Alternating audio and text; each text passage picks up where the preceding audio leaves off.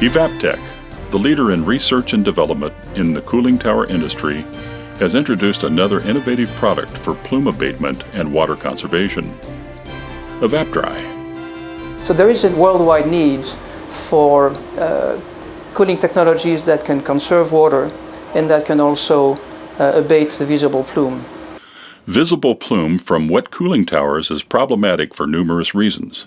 The visible plume, driven by air currents, can cause diminished visibility in plant areas, on roadways, and areas where unencumbered visual clarity is critical. In winter weather operations, the moisture in the visible plume can refreeze on any surface that it comes in contact with, such as handrails, stairs, and roadways. The safety and liability issues from visible plume can now be managed through the use of EvapTech's EvapDri technology.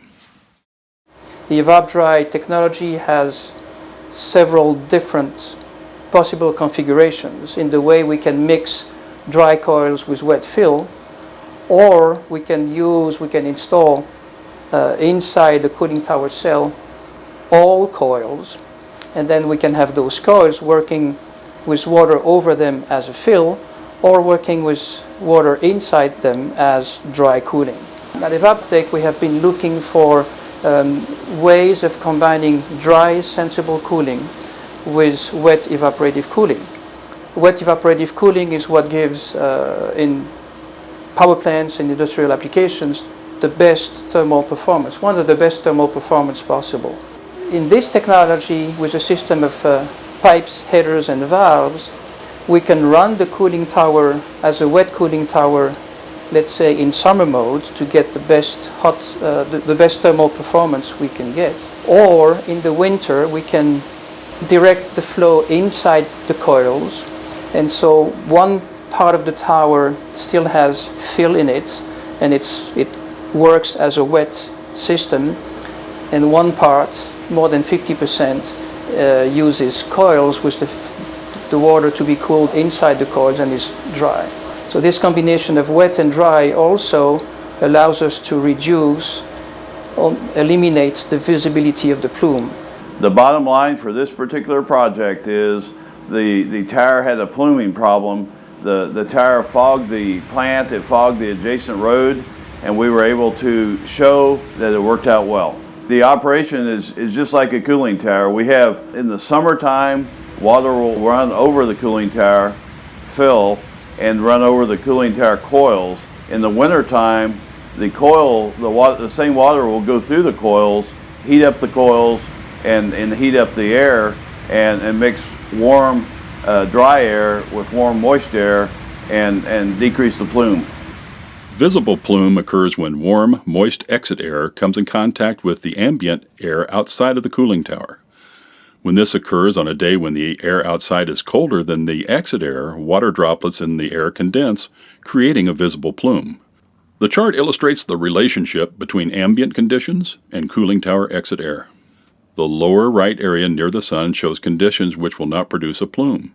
As the temperatures move to the left and up the chart, the likelihood and density of visible plume are increased. I believe the savings to the customer is in the fact that we were able to adapt the existing cooling tower without raising the height of the cooling tower.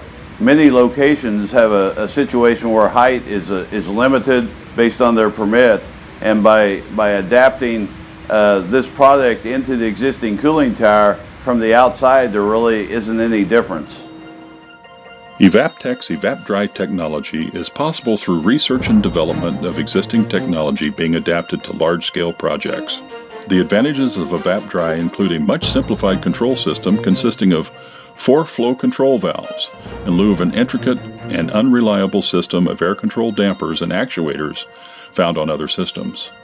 The absence of dampers also means EvapDri's sound levels are lower than standard designs that allow mechanical equipment noise to escape through open dampers during winter operation. EvapDri's stainless steel construction is much more resilient than the plastic heat exchangers available in the current market. The formation of winter ice is greatly reduced since EvapDri keeps water well away from the coldest air at the cooling tower perimeter.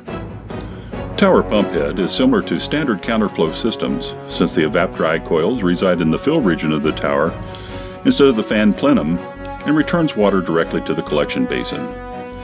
And because the coil bundles are located within the standard counterflow fill chamber, EvapDri is uniquely suited for the cooling tower retrofits.